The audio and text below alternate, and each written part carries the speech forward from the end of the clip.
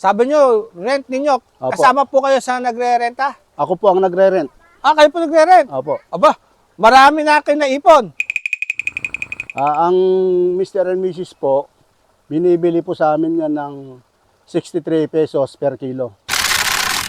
Sino po ang kukontakin? May mga technician po, yung ProAgri, sila lang po ang kukontakin dyan.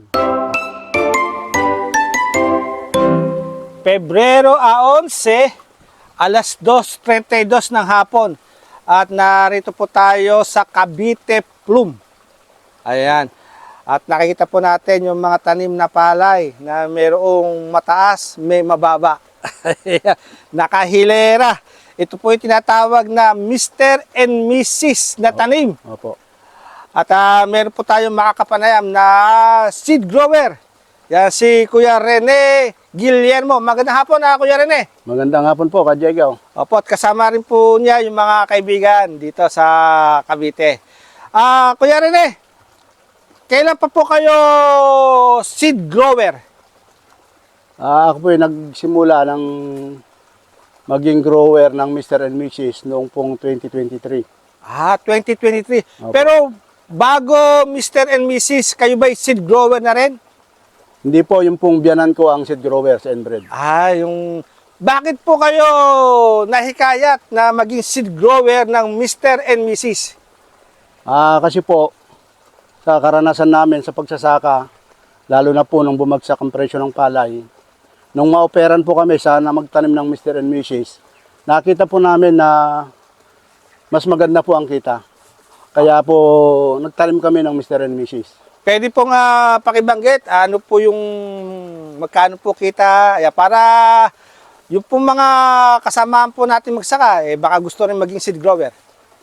Ang Mr. and Mrs. po, binibili po sa amin yan ng 63 pesos per kilo. Per kilo? Opo. Opo, Bagong ani po yan. bagong ani. Opo. Anong MC po? 26 po. ang 26? Kapag dayatan lang ba, tama ba? Sila nag-o-offer? Opo, ka Diego, tuwing tag-araw lang kami pinagtatanim. Sino po ang kausap po ninyo dito sa Mr. and Mrs.? Anong kumpanya po? Yung pong ProAgri. ProAgri. Opo. Ito po ba yung tama yung may gawa ng longping? Opo. Ibig sabihin, ito pong palay na tinatanim po ninyo, mga longping to. Opo, ka Diego. Ayun. So, ulit, matagal na kayong seed grower ng Bali, longping? 3 taon na po. 3 taon na. Opo. Opo. 63 pesos per kilo. Opo. Sa isang hektarya, magkano kinikita? Depende po sa magiging ani, ka Diego.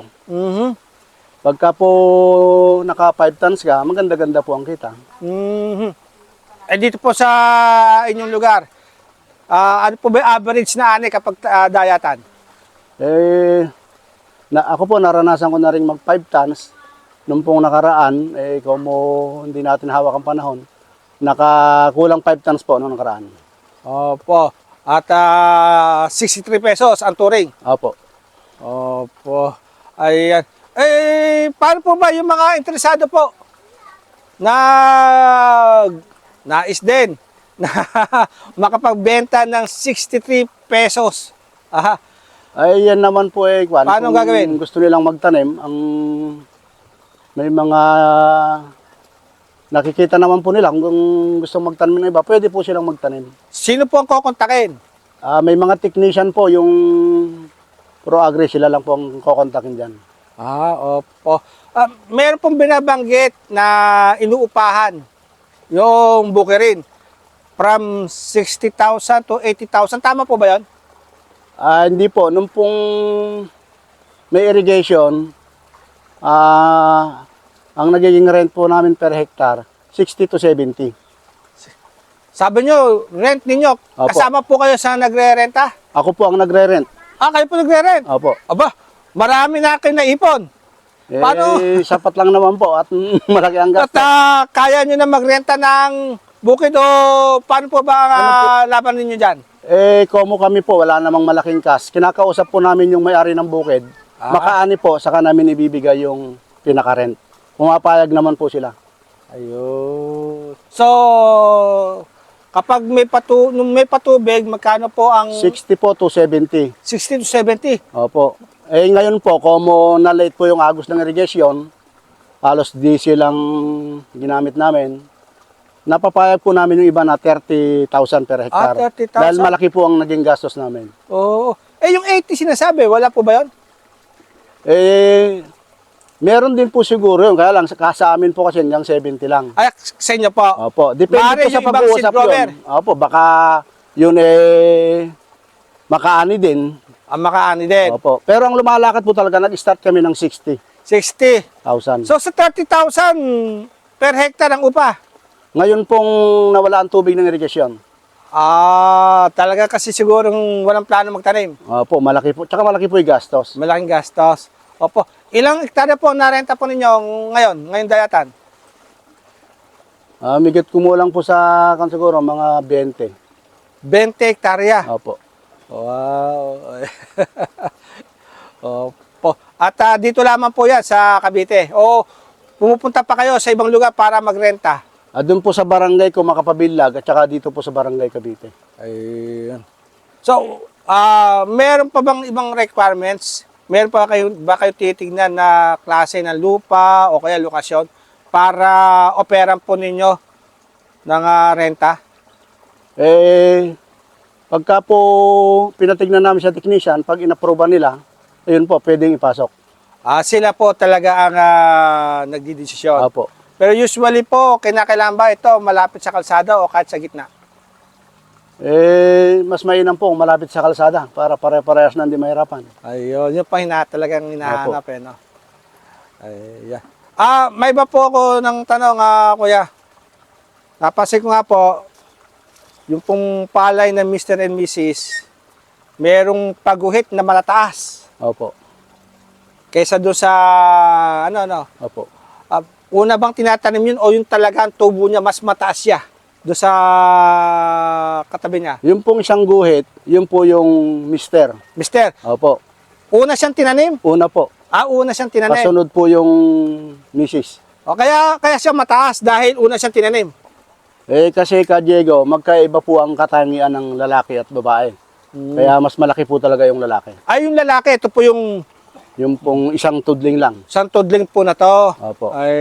Ibang binhi yung itinanim na yun kaysa doon sa mas marami yung sa babae. Opo. Talaga bang ganon? Isang lalaki, maraming babae? Opo, ganun po talaga. Ganon po talaga. Kaya kawawa po ng lalaki.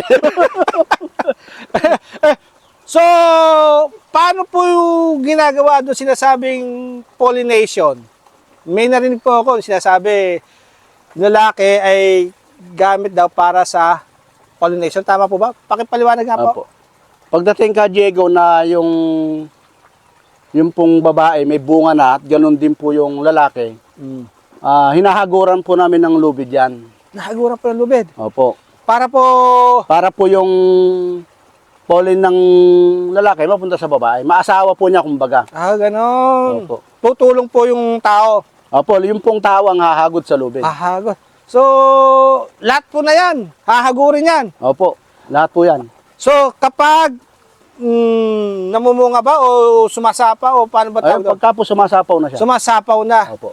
Opo. May Yung oras po ba ito? nakumukuha na po ng laman. Kahit anong oras po ba pwedeng gawin yan? O may May oras po. Anong oras po? Sa umaga po, nag-start kami ng 9. 9 a.m. Opo. Opo. Tapos, Pagka po tahimik ang panahon at unabis walang hangin, 15 minutes, inuulit po yon. mula 9, paulit-ulit, kada 15 minutes. Opo. Opo. Bakit po 9? Kasi hindi pa masyadong mainit? Hindi pa po nakabuka yung yung babae.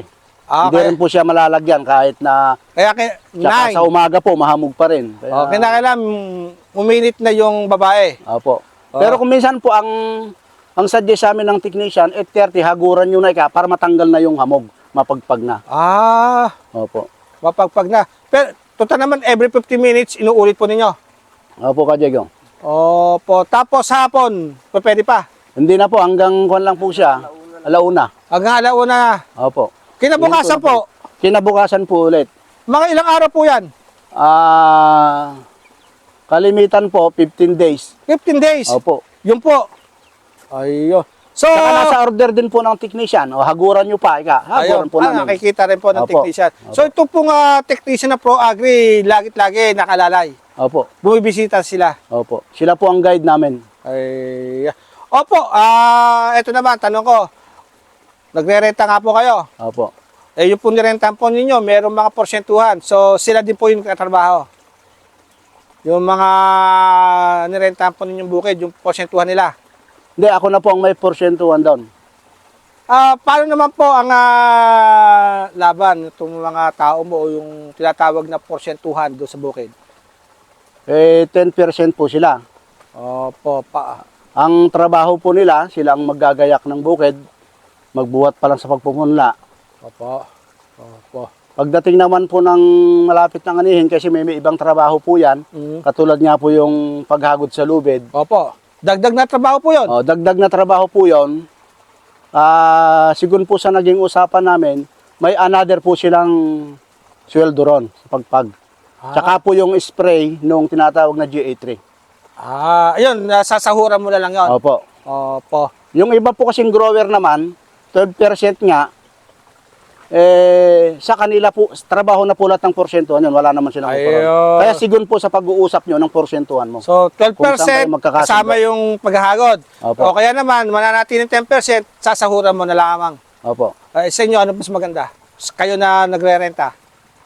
Pinamimili ko yung mga tao ko, kung alin sa dalawa, sila po ang, pag namili sila, yun pong susundan ko. Kung ano ang gusto nila. Opo. Karaniwan po, ano po yung pinipili nila?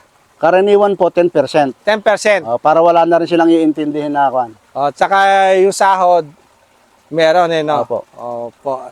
Ano yung sahod? Pagkaani o araw din na yun? O ilang araw na? Siyempre, pangangailangan ho nila, bumabali na po sila. Ayun. Obligado hong ibigay dahil pangangailangan din po nila. Okay. Balik po tayo doon sa 63 pesos per kilo. Opo. Yun sa MC na. 26 po. Opo. Sa karanasan po ninyo, ano po ba? Lagit-lagi ba maganda yung inaani? Opo, Ka Diego. Basta masipag yung tao mo, sinusunod mo lahat ng protocol ng technician, maganda po maging ani. Opo. Maraming salamat, kuya. Ay, salamat din po, Ka Diego. Okay.